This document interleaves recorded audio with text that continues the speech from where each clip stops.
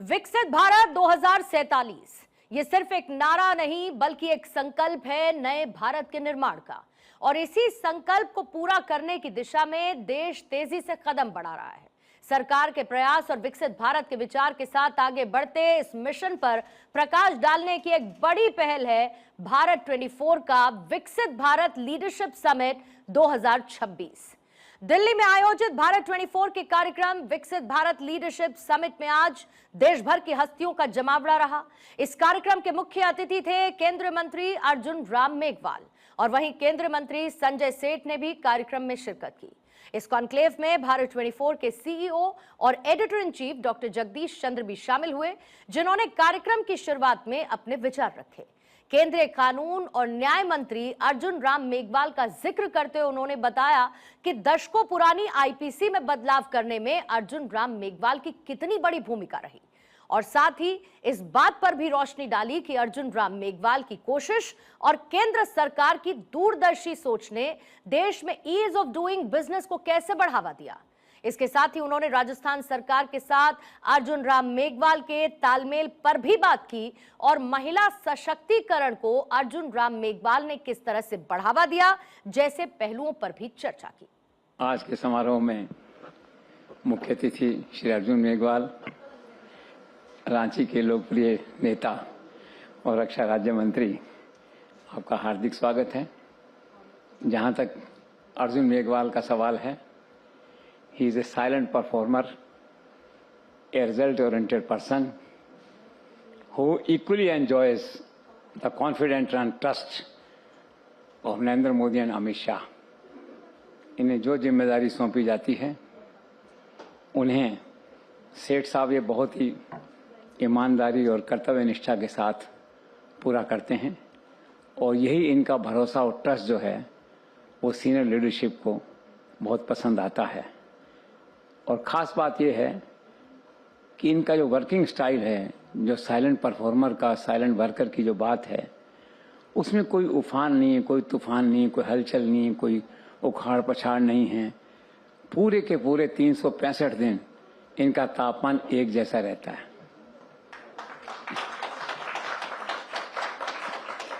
और इसीलिए कहा जाता है कि Arjun Meghwal represents the image and brand of stability in Modi government, Modi cabinet जो है। ये इनका भाग्य था कि इन्हें अवसर मिला कि दशकों पुरानी जो क्रिमिनल प्रोसीजर कोड था, आईपीसी थी, उनको जो चेंज करने का मैंडेट था नरेंद्र मोदी का, अमित शाह का, उसे मूर्त रूप लाने का जो काम है, उसका सारा जो होमवर्क है, उसे एग्जीक्यूट करने का जो अवसर है वो इन्हें मिला। ये बधाई के पात्र हैं उसके लिए जो है। इसी प्रकार से ईज ऑफ डूइंग बिजनेस, बहुत सी धाराएं ऐसी थी, छोटे छोटे अपराध में, छोटे छोटे लैप्सेज के लिए उद्योगपतियों पे क्रिमिनल प्रोसिक्यूशन, लोग परेशान थे, इन्वेस्टमेंट में बाधा था। तो लीडरशिप ने फैसला किया कि इन पुराने कानूनों को बदला जाए और वो सारे कानून संशोधित किए जाएं जो ईज ऑफ बिजनेस को एडवर्सली प्रभावित करते हैं। तो आप देखिए, मैंने सुना कि 42 सेंट्रल एक्ट थे जिनमें 183 ऐसी धाराएं थी, ऐसे प्रावधान थे जो क्रिमिनलाइजेशन की ओर संकेत करते थे। उसका गैर अपराधीकरण आपके कार्यकाल में हुआ, बहुत बड़ी बात है। जब अर्जुन मेघवाल अपने जीवन की आत्मकथा लिखेंगे तो देखेंगे कि देश के 2 बड़े काम, उनके होमवर्क की सारी जिम्मेदारी नरेंद्र मोदी, अमित शाह ने इनको सौंपी और इनके रिपोर्ट कार्ड में ये बात हमेशा लिखी जाएगी और इनको याद रहेगी। और एक जो सबसे बड़ी बात यह है कि जुडिशरी और लॉ मिनिस्ट्री के बीच, या कहें कि हायर जुडिशरी और सरकार के बीच, न्याय मंत्री के नाते, लॉ मिनिस्टर के नाते एक पुल का काम आप बहुत सफलतापूर्वक कर रहे हैं। आपने देखा होगा इनके कार्यकाल में सुप्रीम कोर्ट वर्सेस सरकार कभी नहीं हुआ, हो जाता है कभी कभी। इतना टैक्टफुली हैंडल करते हैं ये। और सबसे बड़ी बात है कि हायर जुडिशरी का इनमें एक भरोसा है, एक रिस्पेक्ट का भाव है। तो वो जो तालमेल है उसमें ये एक पुल का काम करते हैं और सक्सेसफुली कर रहे हैं। और ये क्या बड़ा सेंसिटिव मुद्दा है, लेकिन बहुत ही शालीनता से, गरिमा के साथ और पूरी प्राइवेसी के साथ ये उस विषय को डील कर रहे हैं।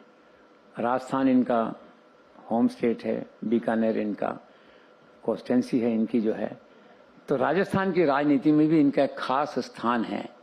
ही is a man to watch जिसे कहते हैं। आज राजस्थान के मुख्यमंत्री हैं भजन लाल शर्मा, उनके साथ इनका बहुत अच्छा तालमेल है। वैसे तो इनका सभी के साथ तालमेल अच्छा है। उस तालमेल का परिणाम ये कि बीकानेर संभाग में जो है विकसित भारत का जो एजेंडा है, सरकार का एजेंडा है, प्रधानमंत्री का एजेंडा है, उसे लागू करने में राज्य सरकार का, चीफ मिनिस्टर का पूरा कोऑपरेशन आपको मिलता है। और ये लोग क्या है, एक टीम के रूप में जब मिल के काम करते हैं तो बहुत अच्छा लगता है सबको, जयपुर में भी, दिल्ली में भी, इसे कहना चाहिए। और एक बात और है कि आपका जो शैक्षणिक पार्ट है, एकेडमिक पार्ट कहते हैं, लिटरेरी पार्ट कहते हैं, वो बड़ा स्ट्रॉन्ग है। आपने 2 अद्भुत पुस्तकें लिखी हैं, सफर एक हम सफर के साथ। वो पुस्तक आपकी धर्म पत्नी के साथ आपके जो अनुभव हैं, जो जीवन है, उसका वर्णन है उसमें, आप देखिए। वो पुस्तक इन्होंने अपनी पत्नी को समर्पित की है और वुमेन एम्पावरमेंट के एक्सरसाइज के नाते कहा है कि मैं आज जो कुछ भी हूं अपनी पत्नी के कारण हूं, उनके योगदान के कारण हूं। बहुत बड़ी बात है। इसीलिए कुछ लोग कहते हैं Arjun Meghwal is a one women man. राजनीति में एक चरित्र की ओर संकेत करता है इनका आचरण जो है। एक दूसरी पुस्तक इन्होंने लिखी है, जिनको शादी के 50 वर्ष हो गए हैं, तो उन्होंने कहा है कि दाम्पत्य का दिव्य पथ। दोनों पुस्तकें हैं, आज है नहीं मेरे पास यहाँ। मैं अंशु से कहूंगा कि आप सबको वो किताब जो है वो उपलब्ध कराएं, बहुत अच्छा लगेगा आपको देख के जो है। और एक क्या है कि आप भजन भी गाते हैं, धर्म भी करते हैं। मैं तो हैरान होता हूं, एक व्यक्ति के इतने सारे स्वरूप जो हैं और वो सभी के सभी सफलतापूर्वक संचालित होते हैं, ये ईश्वर का अद्भुत वरदान है आपको जो है। अभी मुझे फोन आया जयपुर से कि हमने एक नया चैनल लॉन्च किया है, अभी गणगौर नाम है उसका। तो राजस्थान की भाषा में राजस्थान की सांस्कृतिक पहचान, धरोहर पहचान का वो पहला प्रयास है, जो बहुत तेजी से वो लोकप्रिय हो रहा है। तो उस चैनल पे जो है ना, सांझरा भजन, सांझरी भजन के नाम से इनका जो भजन गाते हैं, देखिए आज शाम को हम उसको लाइव टेलीकास्ट करेंगे गणगौर पे। और वो गणगौर जो है टाटा स्काई, एयरटेल सभी पे उपलब्ध है। चैनल की ब्रांडिंग करना भी मेरा काम है वो और वो पवन अरोड़ा की अगुवाई में वो चैनल आया है। तो उससे मेरा यहाँ कहने का तात्पर्य ये था कि कितनी विधाएं हैं, कितने स्वरूप हैं व्यक्ति के व्यक्तित्व के। मैं प्रभावित हूँ, आप लोग भी प्रभावित हैं। और इन्हीं शब्दों के साथ आपके उज्जवल भविष्य की कामना करते हुए आपका धन्यवाद और आपका स्वागत। Thank you so much. और सेठ साहब आप पधारे, आपका भी स्वागत। आपने मुझे ईटीवी के दिनों की याद दिलाई, इसके लिए हम आपके आभारी हैं।